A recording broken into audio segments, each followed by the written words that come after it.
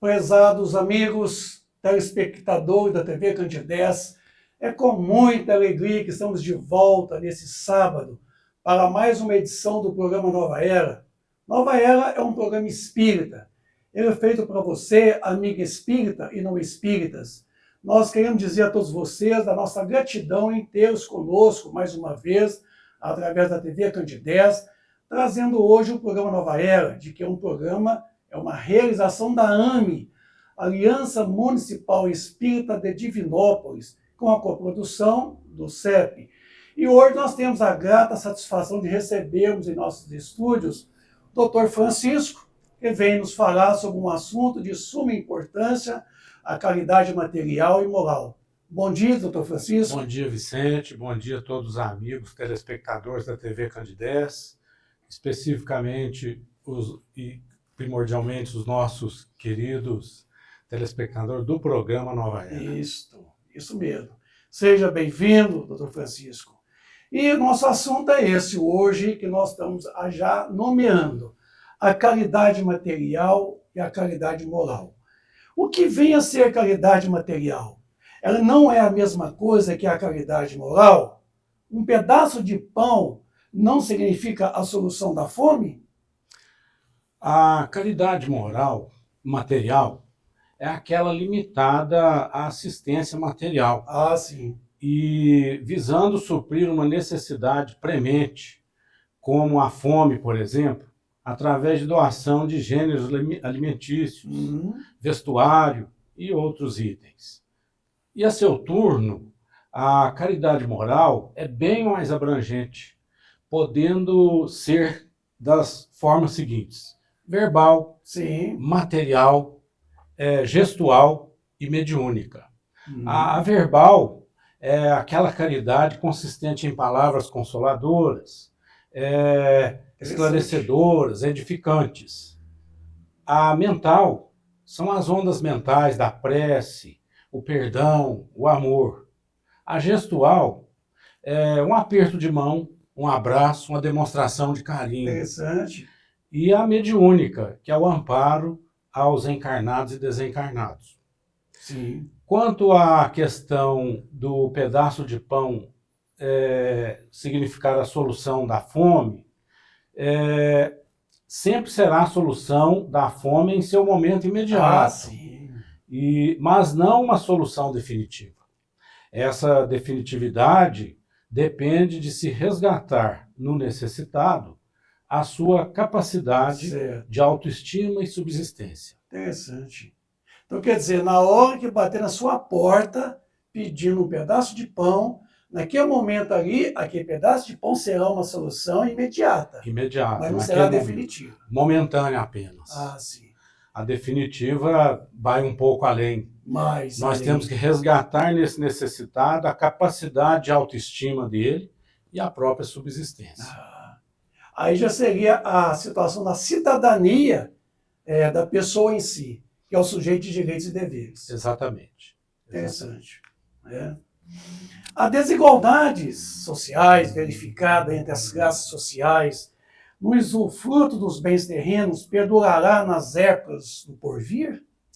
Vicente, essa questão Emmanuel trata na obra O Consolador, mais precisamente na questão 55, sim, na pergunta 55, e ele nos orienta e esclarece ser a desigualdade social o mais elevado testemunho da verdade da reencarnação. Sim. Isso porque, mediante essa desigualdade, cada espírito tem a sua posição definida de regeneração e resgate. Olha só. E ele até diz mais que seria uma vã tentativa da sociologia, dos sociólogos, querer igualar todo mundo pelo lado dessa materialidade. Isso. Então, ainda a gente vê que tem-se, então, que a pobreza, a miséria, a guerra, a ignorância, como outras calamidades coletivas, são enfermidades do organismo social. Olha só. Devido à situação de prova da quase generalidade de seus membros. Então, estamos aqui numa situação de regeneração, né? Sim. Buscando a regeneração. Vivemos no planeta Terra esse mundo de expiação e Expiação provas. Por lógica consequência que essa desigualdade ela é natural e decorre da própria lei divina. E da condição de cada um. Da condição de cada um. Então, há necessidade de se vivenciar essas fases oscilantes. Sim. Em cada existência, uma fase, talvez. E cessada essa causa, então, essa causa patogênica, de que forma? Com a iluminação espiritual de todos em Jesus Cristo, a moléstia coletiva estará eliminada dos ambientes humanos. Interessante, né? Então quer dizer que há uma patologia social e que leva muitos desses a vivenciar uma situação expiatória provacional e que a sociedade também ela tem um pouco de culpa em todo esse aspecto dessa enfermidade social. Sim, ela tem essa corresponsabilidade, né? Uma corresponsabilidade coletiva. Coletiva, num E todo. Verdade. o somatório da individualidade de cada um com esse resultado, vamos dizer, existencial. Existencial. Porque não significa que naquela existência se resolverão todos os problemas. Isso. Não é? Isso. Muitos demandarão existências e existências para serem realmente sanados. Sanado. É porque a igualdade, podemos dizer que seria utopia, né? Porque iguais nós somos criados iguais, mas tendo em vista essa condição de cada um de nós respondemos pelas próprias atitudes, gera esse quadro desigual. Sim, e decorre da própria lei divina, da misericórdia divina. Da reencarnação. Que nos concede, através da reencarnação, essa possibilidade. Né, de resgate, de provas, sim, e superando essas situações. Então essa seria uma superação de cada um. De cada um. Qual o verdadeiro sentido da palavra caridade como entendi Jesus Cristo? Vicente, a doutrina espírita, de acordo com o Espiritismo, entende a caridade como dever moral de todo homem. Ah, interessante. E que não se resume apenas ao auxílio material, vai muito mais além. O seu verdadeiro sentido, como a entendia Jesus, está lá na questão 886 do Livro dos Espíritos, é ter benevolência para com todos, indulgência para com as imperfeições alheias e o perdão das ofensas. Não é demais lembrar que o amor e a caridade são o complemento da lei de justiça, porque amar ao próximo é fazer-lhe todo o bem possível. Sim. O que desejaríamos que nos fosse feito, na mesma proporção. Né? Fazer ao próximo o que eu gostaria que fizesse a mim. É se colocar no lugar do outro para ver o que nós gostaríamos que o outro fizesse a nós. Então essa é a relatividade da caridade. Sim. Interessante. Sim. Essa relatividade, quer dizer, se eu espero que alguém me faça o bem, eu preciso então me entender de que eu devo fazer primeiro aos outros esse mesmo bem. Esse mesmo bem. Porque é uma recíproca. Isso. Né? O que eu faço, eu recebo. Sim. O que eu planto, eu colho. Certo. Então, toda a doutrina espírita nos ensina isso assim de forma até enfadonha, às vezes, repetitivamente, insistindo mesmo. Quer dizer, a solução está aí. Está aí. Na benevolência. Na benevolência. Portanto, que a assistência social promovida por algumas casas espíritas não enquadraria no assistencialismo exacerbado, quer dizer, manutenção da pobreza? Essa forma de assistência, que se amolda ao conceito de caridade material, né, assistencialismo, tem a sua valia no momento e forma de proporcionar ao assistido a superação daquela situação, daquela necessidade momentânea, por um período limitado, né, devendo ser propiciada, em complemento, outra forma de assistência, a fim de que possa o mesmo ter condições de manter a sua própria subsistência. Exemplo, a qualificação profissional, o encaminhamento para emprego. No dizer popular, é ensinar a pescar e não apenas fornecer o peixe. Do contrário, fica esse assistencialismo que não terá fim e nem objetividade. E não é a promoção do pobre, é manutenção da pobreza. Manutenção da pobreza. A gente vê que, às vezes, há conveniência de situações tais. O que não coaduna com a doutrina espírita. Não coaduna. A doutrina espírita ela propõe que nós devemos promover o pobre, aquele pobre, entre aspas, né? que na verdade ele é um sujeito de direitos, mas também de deveres. Então fazê-lo ele digno de realmente ter uma vida onde ele próprio ganha com seu próprio esforço, trabalho, a própria subsistência. Muito interessante isso. A esmola distribuída, no caso aí, algumas vezes ela tem valor, ela não estaria humilhando aquilo que recebe? Em lugar da esmola, não valeria apenas o salário? A esmola sempre terá o seu valor, na medida em que supre uma necessidade momentânea, como Sim. nós já dissemos anteriormente. Imediatismo. Imediatismo. Mas geralmente matando a fome do necessitado, pois o corpo biológico ainda necessita ser nutrido. É a lei natural da biologia. Sim. Então, essa assistência momentânea, essa esmola, é válida. Agora, como ela deve se manifestar? De forma humilhante, não humilhante? Claro que não humilhante, né? Isso. Quando ela é ofertada sem o intuito de ostentação de quem a oferta, de promoção, de visão sobre os olhos da sociedade, do caridoso e tal, caridoso aí entre aspas, né? Sem colocar o doador em situação superior ao que a recebe, sim, jamais haverá situação humilhante, quando ela não tem esse intuito de ostentação, de mostrar, de exibir, se promover. E o ideal sempre será o salário, em vez da esmola. É o que nós já dissemos também, né? O resgate da autoestima e da capacidade dessa pessoa de se manter e não precisar mais receber essa caridade, mas praticar também sendo um doador, sendo um promovente da caridade. Então, o ideal sempre será o salário, em vez de esmola, pois com aquele o necessitado manterá sua subsistência, quer dizer, com o salário, sim, decorrente do fruto de seu próprio trabalho, constituindo em verdadeiro resgate da autoestima, sobretudo essa autoestima.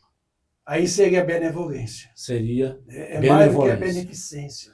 Seria benevolência. É você realmente levar e fazer o bem àquele a qual merece e tem direito.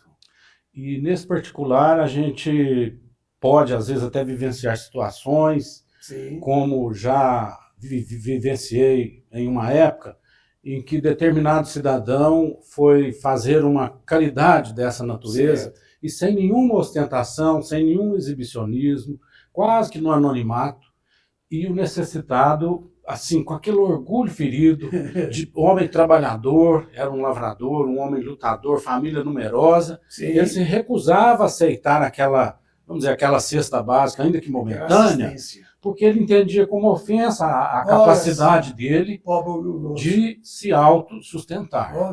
E foi difícil convencê-lo de que aquilo era momentâneo e necessário para ele, e que não tinha ninguém ali com o intuito de aparecer, mas simplesmente de auxiliar o próximo. E passando, inclusive, para ele essa lição, que certamente ele levou adiante. E foi valiosa, né? Naquele momento, sem dúvida. Foi valioso. A parábola do bom samaritano diz respeito à caridade. Por gentileza, explica para nós o sentido exegese dessa passagem, o sentido moral dessa passagem. Sim, sem dúvida, ali é retratada a forma mais espontânea e verdadeira da prática do bem em favor do próximo. Sim.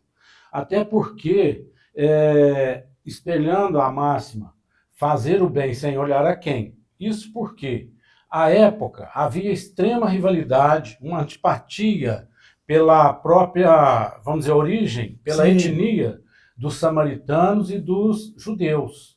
Então, o samaritano prestou ao judeu toda a assistência, inclusive afetiva, quando viu caído lá, né, já, vamos dizer, tripudiado pelos ladrões, sim, sem recurso, com, vamos dizer assim, com todo o negativismo daquela conduta reprovável dos saqueadores, né? E houve ali o socorro, o amparo.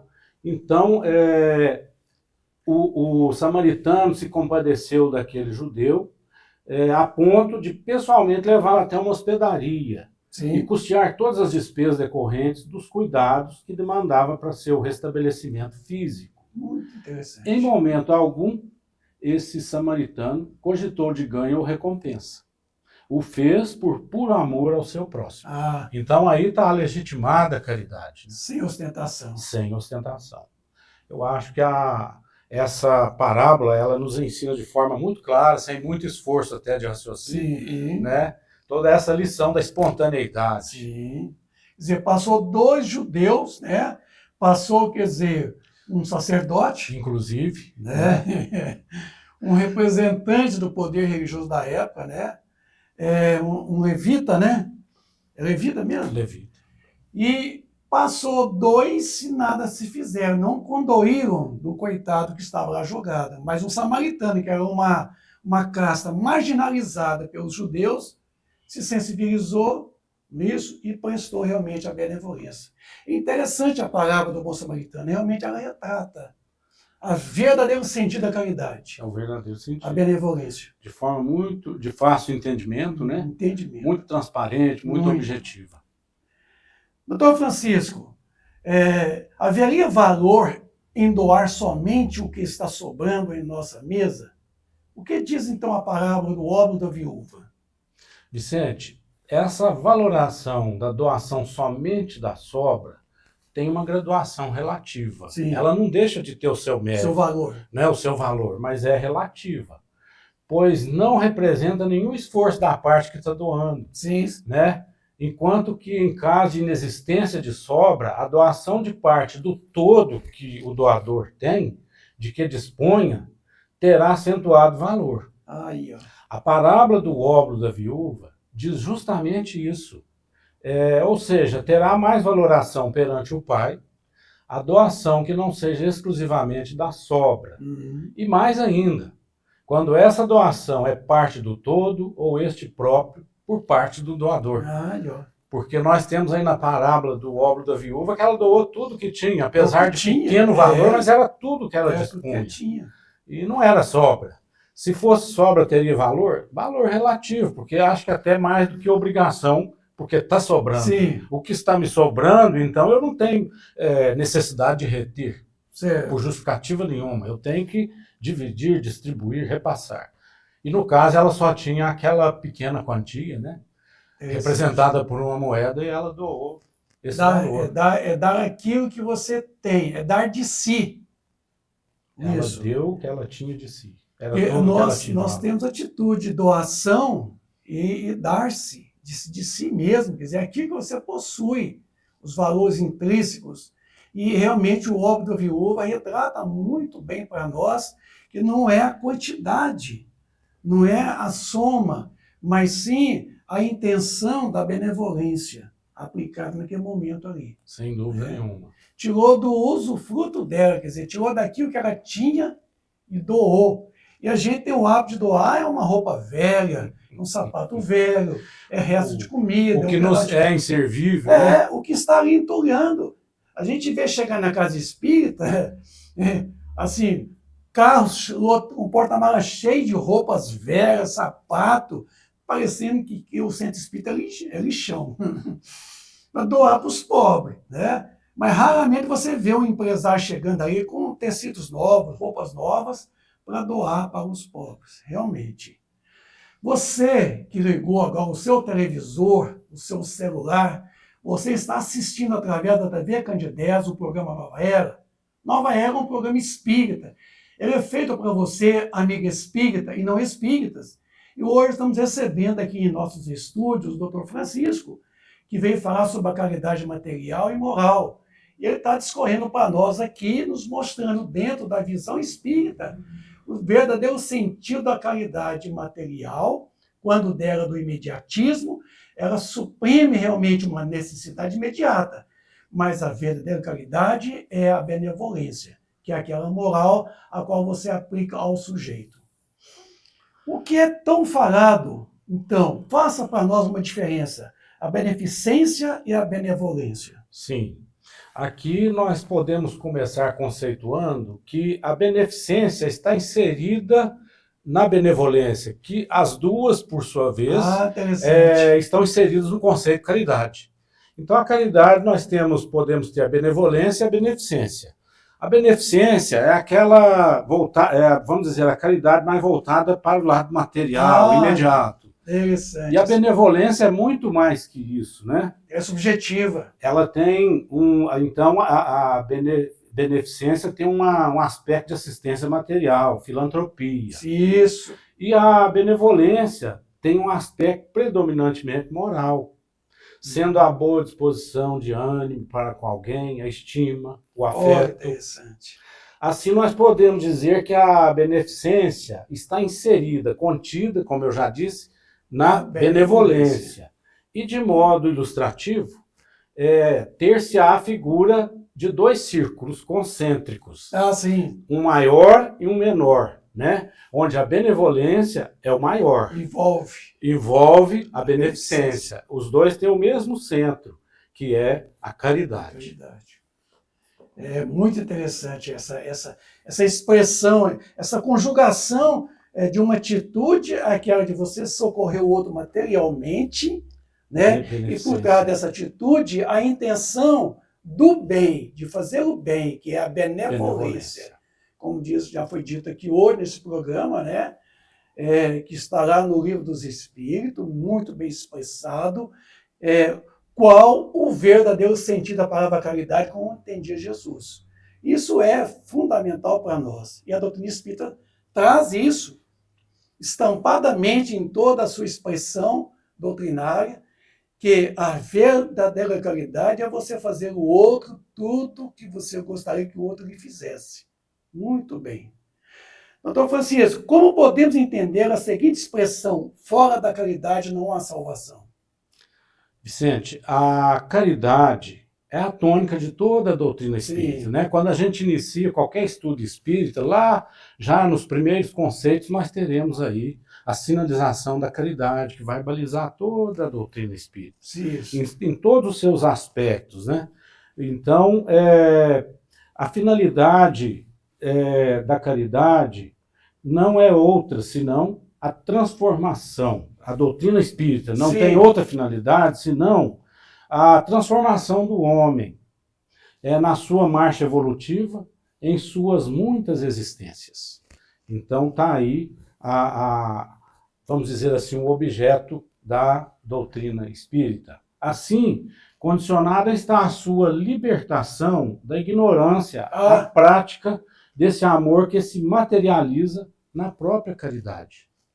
Então está aí a tônica da caridade na doutrina espírita. Ela vai nos libertar, né? É um dos pilares da doutrina espírita, justamente a caridade. E ela nos liberta realmente da ignorância, das trevas da ignorância, né? Porque ela nos coloca frente a frente com uma realidade e já estamos com a mente aberta e trabalhando a nossa existência, tanto atual como existências futuras, a nossa permanência no plano espiritual. Isso se dá de forma muito tranquila quando nós temos, então, a caridade como norte, como finalidade. E isso reflete na nossa transformação pessoal. E cada um se transformando, toda a coletividade se transforma, a humanidade se transforma. Interessante, né? Que um dos pilares dessa doutrina espírita maravilhosa que nós temos em nossas mãos, ela nos traz realmente um verdadeiro sentido de que a caridade é a prática, é a vivência do amor. Sendo o amor leis, como diz o próprio Cristo, a caridade seria, então, a aplicação dessas mesmas leis, leis universais, que, por sinal, está escrita em nossa consciência, né? Conforme está na pergunta 621 do Livro dos Espíritos.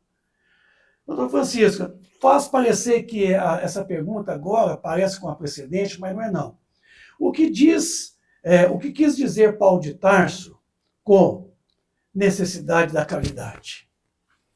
Vicente, a caridade aqui vista como uma forma de se exercer o amor, esse amor que é uma das leis divinas, né, se mostra não apenas necessária, mas imprescindível à marcha evolutiva, pois se constitui na prática de um amor puro, que excede e supera praticamente todas as outras coisas. Olha só.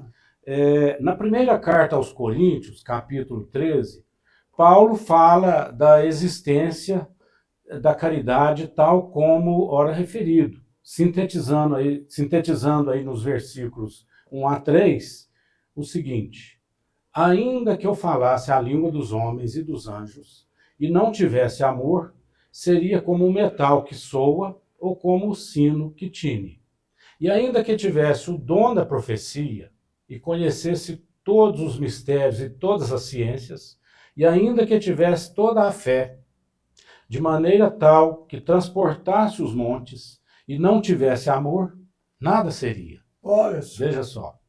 E ainda que distribuísse toda a minha fortuna para sustento dos pobres, e ainda que entregasse o meu corpo para ser queimado e não tivesse amor, nada disso me aproveitaria. Olha. Então tá aí o que é a necessidade da caridade.